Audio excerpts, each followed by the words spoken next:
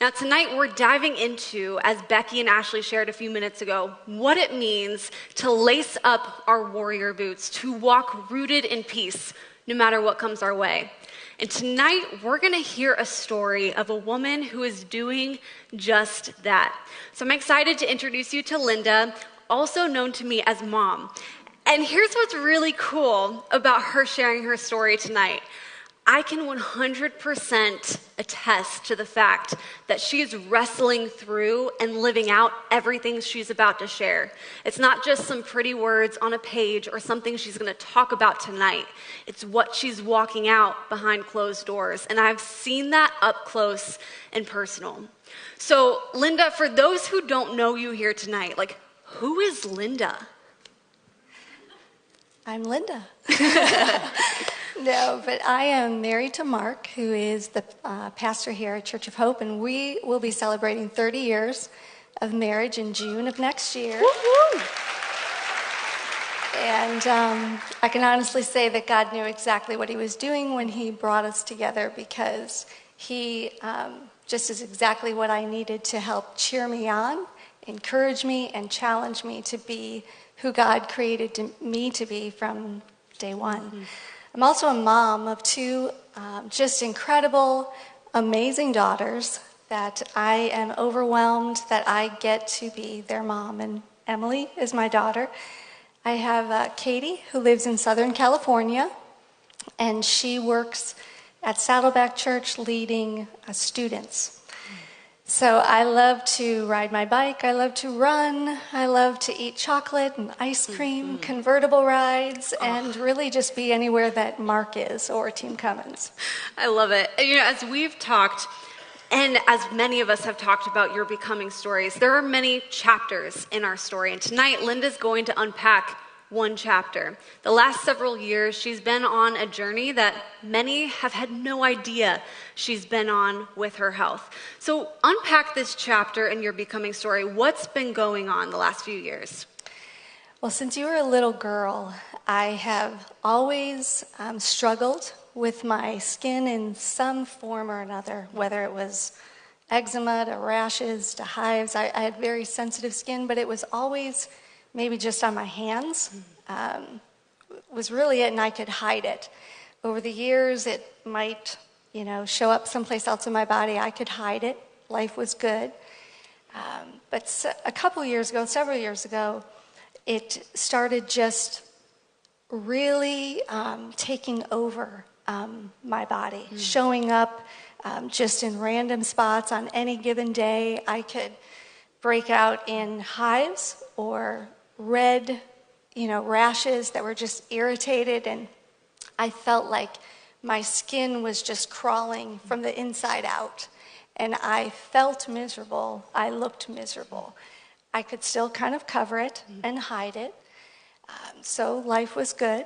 I tried so many things to try and get rid of it, and over the years I probably have had too many steroid shots, medications, you name it. I've tried it all. But several years ago, when it really started to escalate, it started to affect my neck and my face and my arms, the upper part of my body, and it would just be random for no reason. And my face would be so red and inflamed, and it would hurt my skin so bad that I would have to really ice packs. They would see me a lot of times with ice packs or just wet washcloths that I would rub on my skin just to try and maybe create a diversion so that I wouldn't itch, because once I started itching, couldn't stop. And then once that started, it would spread to the rest of my body. I didn't want to go anywhere. I just wanted to hide. It just was exhausting, exhausting. But what really started to come to light was it also then brought to the surface a lot of wounds that I thought that I had, overcome, a lot of fears and insecurities that I had growing up, that I thought, I had conquered this as a young mom.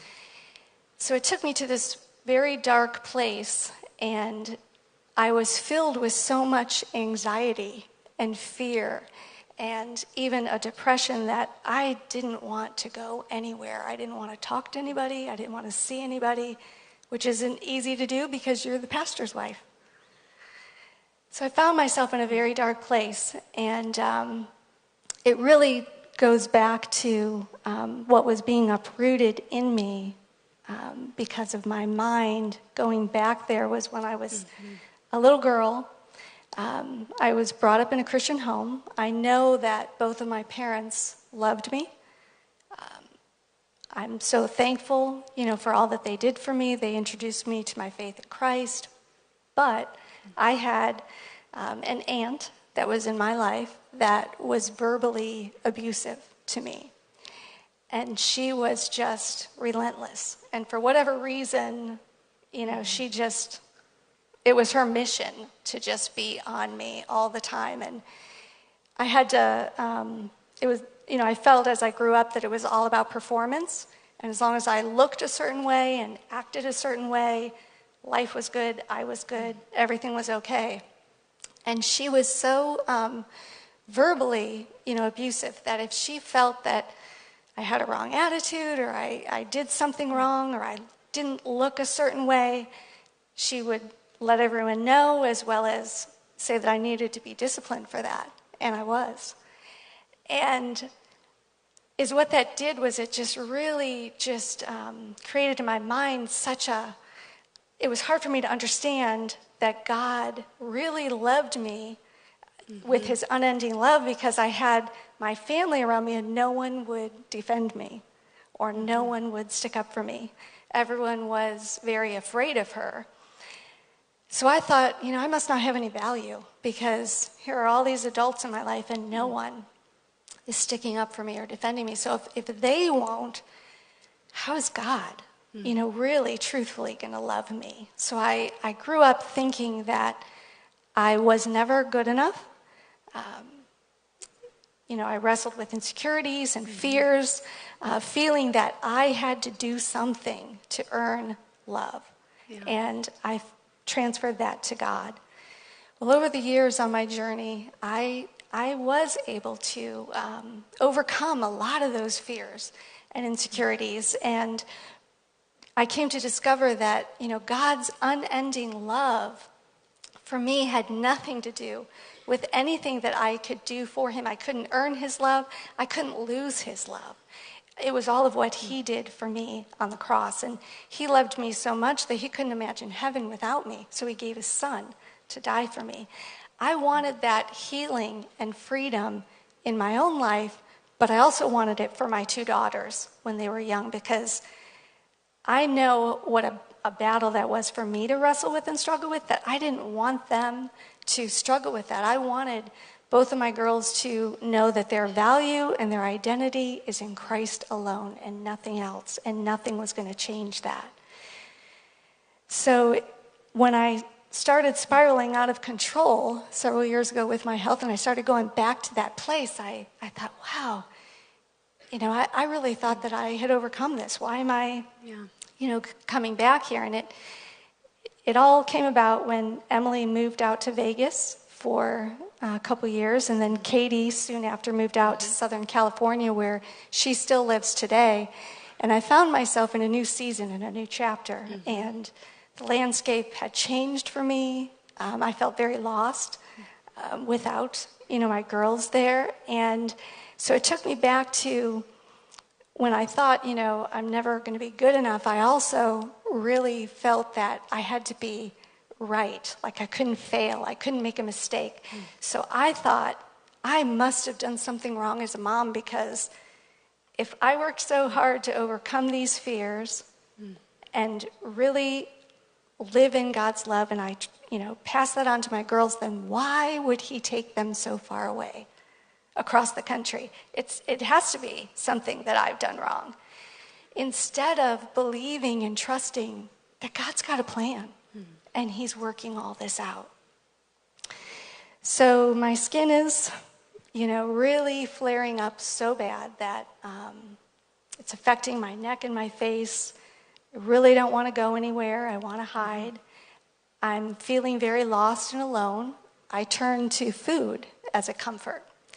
And I would go through the drive-thrus and, order food and throw away the evidence. And I would hide like cookies and chips and chocolate in my closet. And that was what I was pulling in to fill that void and that comfort for me, instead of turning to God. And I would eat healthy, in front of everybody, and I would exercise as much as possible, but I had this hidden little secret that was for me.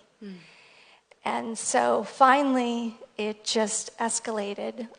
Christmas of this last year, where my skin was so raw and so inflamed that I went to my doctor, the first part of this year in January, and thought, okay, I'm going to get a handle on this. This is going to be a new year. I'm going to get another round of prednisone and reset my body, and life is going to be good. I can conquer this. And she took one look at me, and she said, no. She says, we are not going to give you that. You've had way too many steroids. You've had way too many medications. All we're doing is masking the symptoms, and we're really not getting to the root of what's going on. And then she said, and she has no idea of the secret, that I'm hiding. And she says to me, I really want you to go on this special diet, and I want to see if we can discover maybe you have some food allergies or intolerances, because I've never seen your skin this bad. And she said, I want you to go gluten-free, dairy-free, low sugar, and especially sugar, because that is inflammatory. And she goes, let's just see if we can get to the root of what's going on. And I left her office, and I remember calling Mark and saying, well, I'm very discouraged because she wouldn't give me the drugs to reset my body what I thought I needed.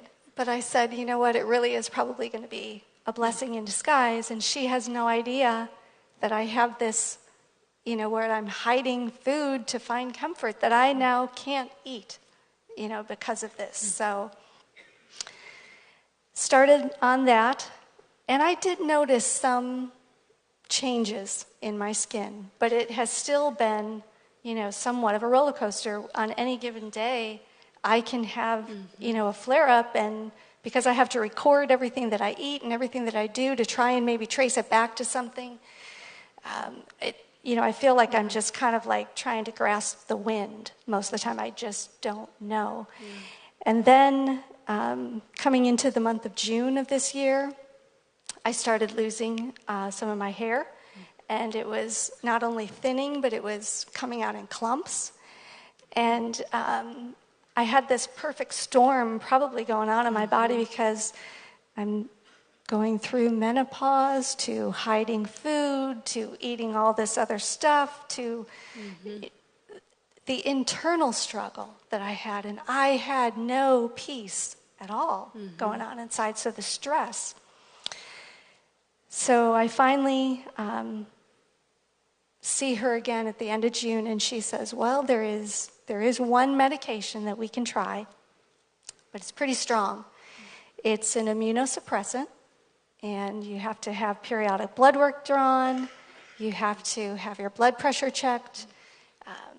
It's what they give the kidney transplant patients so that their body does not reject the organ. And the goal is to be on this medication for 6 months to a year, and then hopefully your body will heal and then go into a remission, and then we can begin to wean you off of the medication, because something, in your immune system is not, allowing. So I've been on that since July, and I have also seen a lot of, improvement. I don't feel like my skin's crawling from the inside out. If I have some flare-ups, I'm seeking God, because it's that peace is what he has shown me all along the way. Is yes, there is a physical aspect to what's been going on in my life, but it's really the root is what's going back is the internal struggle and the lack of peace Right. that I have had internally. So I started digging in Scripture, and it's filled with verses on be anxious for nothing. You know, let the peace of God rule your hearts and minds. And he took me to Mark chapter 5 with the woman with the issue of blood. And I started really digging into her story. She suffered with an issue of blood for 12 years. And it really doesn't say exactly what her issue is, but that she is hemorrhaging for 12 years. And she is searching for healing. She is alone. She has exhausted all of her resources. She has used up all of her money on doctors to figure out what's going on. I could relate to her.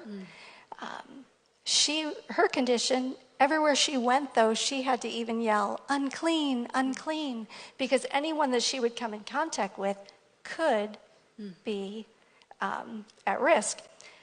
I felt that at times as I would walk out in public when I did go out.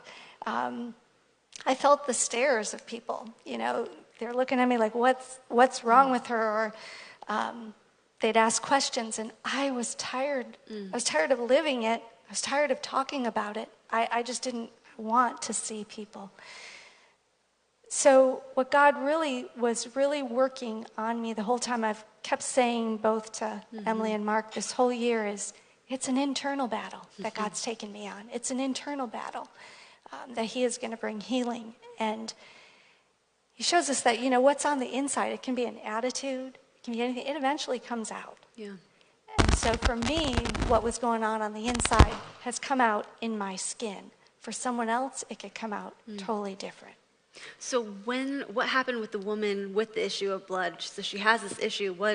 Did she have it forever? What happened? No. So what happens is she doesn't give up. And this is what God showed me, is you have to keep reaching each and every day. It's like when it says that he is your daily bread, that's how it has been for me, is every day opening up that journal, learning to ask the hard questions. If I have some mini flare-up, like, okay, God, how am I not trusting you? What am I missing? What am I afraid of? What am I insecure about? She didn't quit. And she thought, and it goes back to the mind, she thought, if I could just touch the hem of his garment, I will be healed. So if she could just touch Jesus, she'd be healed. That's what she thought. So she went out and she touched the hem of his garment, and immediately she was healed. Wow. Just one touch. One touch. And so that's what I have been just wrestling with in my mind, is it doesn't matter your past. We go through seasons. Sometimes those old wounds come back up to point us back to him. But stress and the inside, one of the books that I've read lots of books on the brain and the mind, because I don't want to live my life being controlled by my mind. Right. And in the book, The Lies Women Believe, she says that just like with Eve, it starts with first you listen to the lie. And then you think about it, you dwell on it, you kind of mull it over in your mind, and then you begin to believe it, and then you act on it. Yeah. I don't want to buy the lie of the adversary that I can let any thought, negative or positive, come in my mind and not capture it. So that's how I am trying to just live every day, is take every thought captive, bring it obedient to Christ, walk in his peace. So if you were sitting across from another woman or a couple hundred women on their own becoming journey, what would you say to her to encourage her? No matter where you are on the journey, we can take every thought captive. We can find that peace, because he is the God of peace. And so do whatever you can. Don't quit. Keep your eyes on him. He is the author and the finisher of your faith. Find your identity and your value rooted in him, and he will fill you with that peace. And here's what I love about Linda's story. She doesn't have victory over what's going on with her skin yet. This is still a chapter that's being written. But it wasn't about what's going on externally for her. It's all about what's going on the inside and discovering peace with just one touch of Jesus. I know that many of us, we're walking in tonight with different experiences, different stories. Your battle with peace might not look like a health condition. It might look like a relational condition or something going on at work or with your friends. Whatever you're struggling with, I believe that just one touch with Jesus Christ tonight will be the peace game changer.